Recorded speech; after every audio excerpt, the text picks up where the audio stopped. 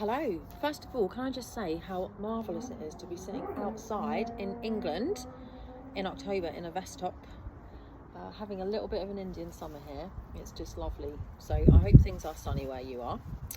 And welcome to part 2 of just my little project on hormone health that I'm running in October. And this speaking from the heart. So last time we talked about a couple of things that could help. We talked about protein, we also talked about exercise. So a couple of things related to the diet things are number 3 tip, we're going to talk about gut health, and number 4 tip, we're going to talk about sugar. So they're both related to diet, surprise, surprise.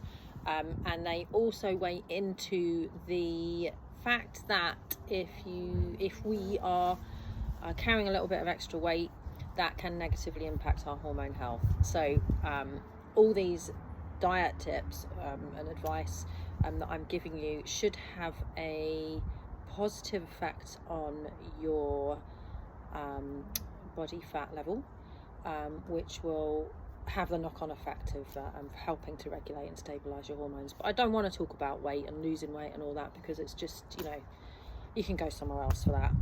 I would rather stick to the positive stuff, what we can do, what we can eat, what we can do proactively to help our health. So the first thing is basically just to look after your gut health.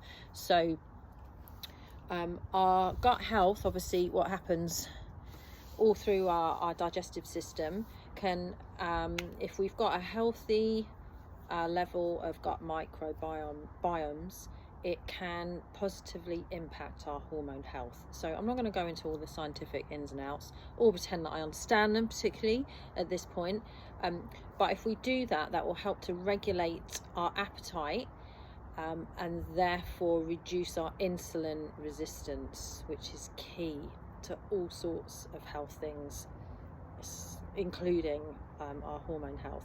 So how do I do this? I use this. Okay, I think it's backwards for you. Oh, it's backwards on there as well. I get this from Waitrose. So this is organic raw sauerkraut. It is fermented and unpasteurized.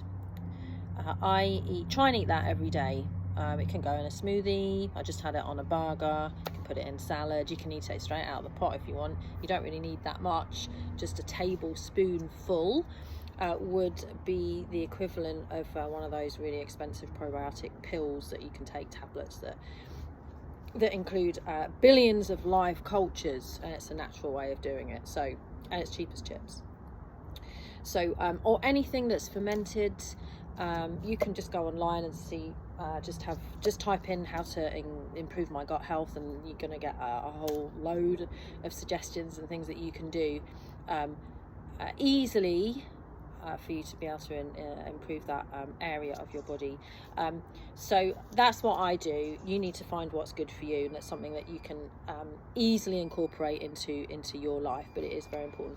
The second thing related is to lower our sugar intake. So increasing your protein intake is going to help you lower your sugar intake. And remember too, here we're talking including carbs. I mean, obviously unrefined sugars and things like that are the biggest refined sugary foods are the biggest culprit here, and the easiest way to lower your sugar intake is just to cut those out right away. They honestly don't do you any good. Every so often for a treat, fine, but if that's part of your diet, you really need to start looking at cutting out the sugar. Why is that? Well, basically, diets that are high in sugar have been shown to promote insulin resistance, and that is not a good thing. Okay, that's going to disrupt that beautiful gut health that you've got going on, and it's also going to reduce leptin production. Leptin is the hormone that helps you to feel full once you've eaten.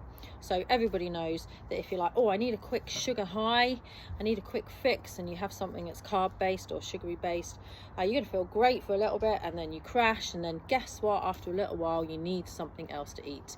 So the quickest way to beat that is, if you need that high, forget the carbs, forget the sugar, grab some protein.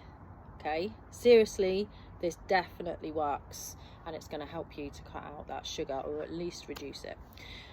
So if you've got any more questions on that, I can tell you where I got my information from, or you can do your own research. But give those things a go, and just remember that every good choice you make in relation to these things with your gut health and your sugar intake, you are helping yourself. Every little thing can make quite a big difference, because it all adds up, right? So look after yourselves, guys, and enjoy that sunshine.